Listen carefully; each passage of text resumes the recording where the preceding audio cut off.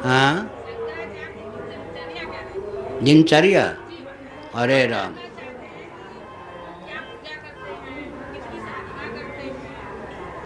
ठीक है, बैठिए।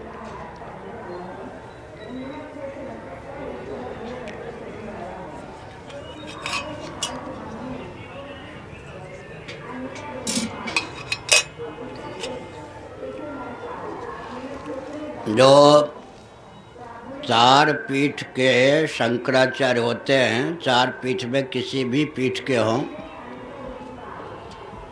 भगवान शिव ने आदि शंकराचार्य जी को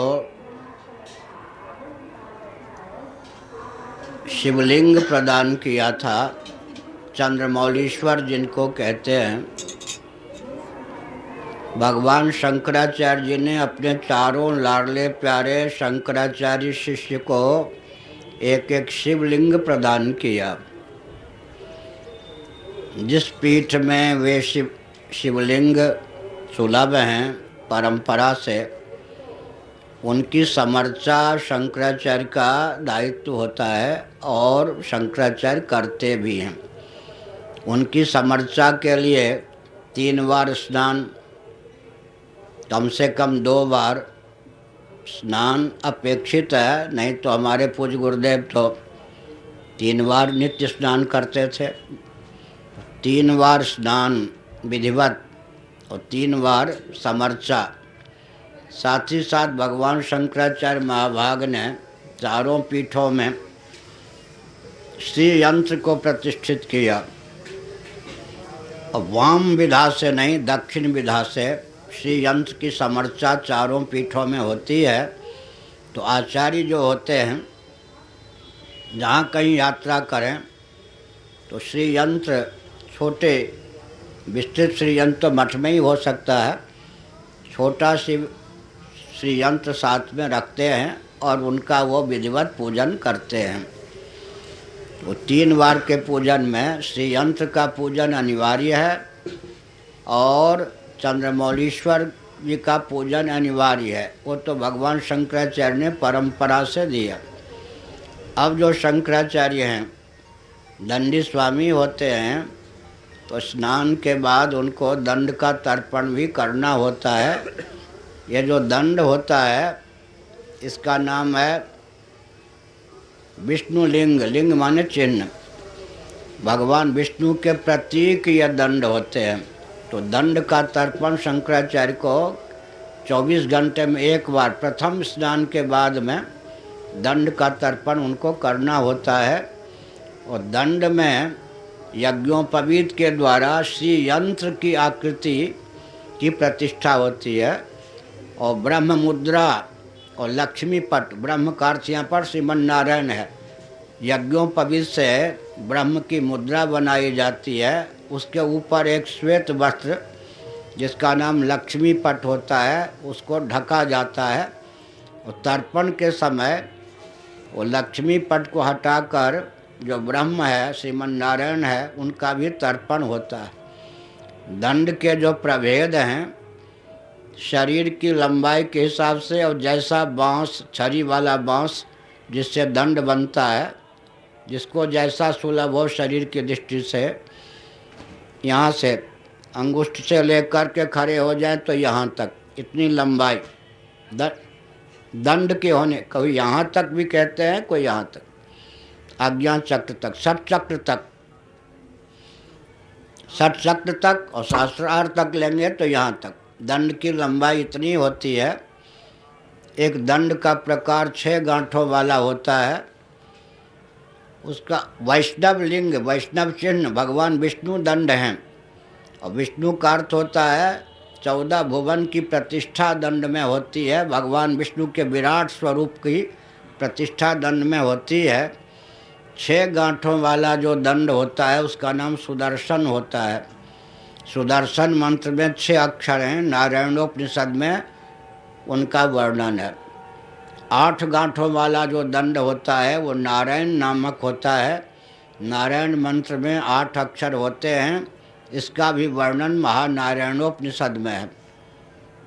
12 गांठों वाला दंड, इन ये जो मैंने कहा ना, दंड के यही प्रकार हो सकते हैं, 7 गांठ वाला होगा नहीं।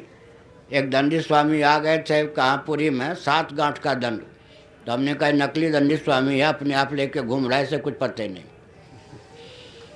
तो 6 गांठ वाला दंड, 8 गांठ वाला दंड, 10 गांठ वाला दंड गोपाल नामक होता है।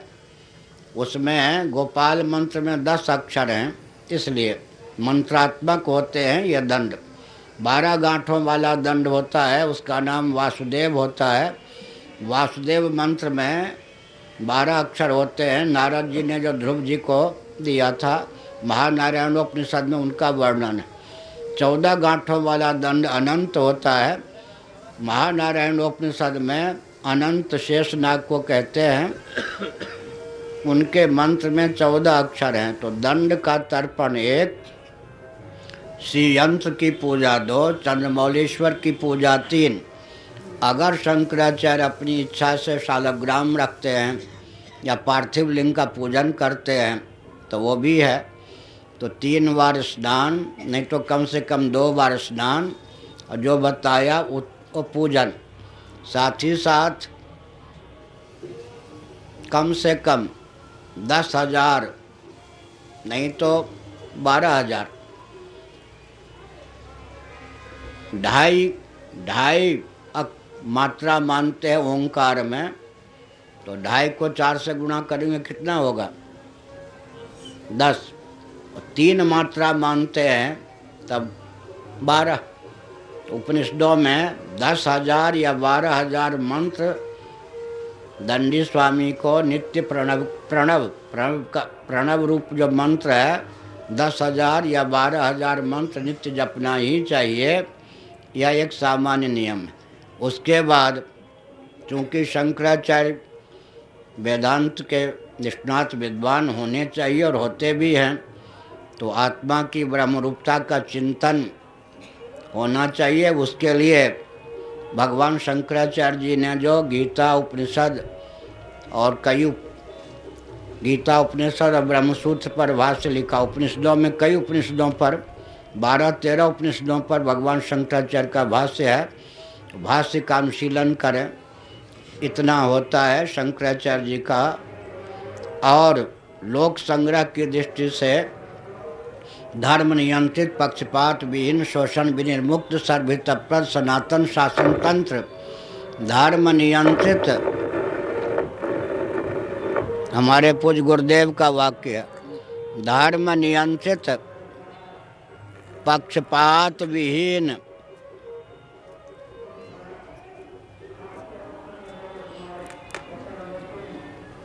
शोषण विनिर्मुक्त। धर्म नियंत्रित, पक्षपात विहीन,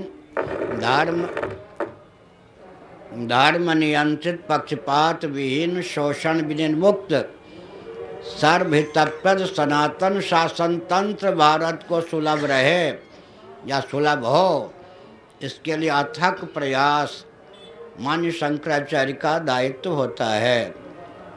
और पूरे विश्व का 1/4 भाग एक शंकराचार्य के धार्मिक आध्यात्मिक शासन तंत्र में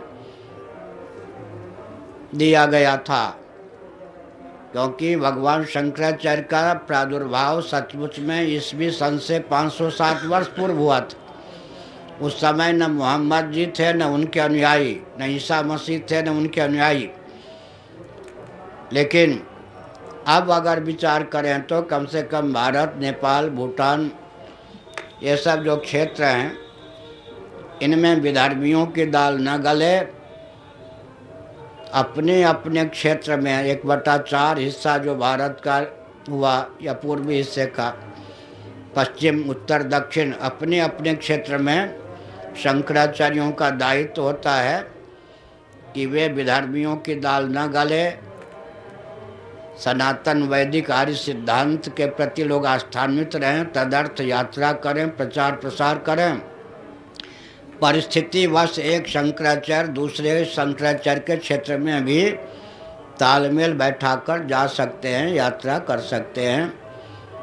तो अपने लिए बताया पूजन आदि, और लोक संग्रह की दृष्टि से धर्म रक्षण, शिक्षा पद्धति, रक्षा पद्धति, कृषि गौरक्ष वाणिज्य की पद्धति, संविधान की प्रक्रिया, सेवा के प्रकल्प, उद्योग के प्रकल्प, भोजन वस्त्र आवास, शिक्षा स्वास्थ्य यातायात उत्सव त्यौहार रक्षा सेवा न्याय के प्रकल्प सब सनातन संस्कृति धर्म के अनुरूप भारत में, नेपाल में आर्यों का जो क्षेत्र है उनमें सुरक्षित रहे, इसके लिए अथक परिश्रम करना और परस्पर सद्भाव पूर्वक सामंजस्य के माध्यम से शंकराचार्य ऐसा मार्ग प्रशस्त करें कि विधर्मियों की दाल न गले। हो गया, समय हो गया।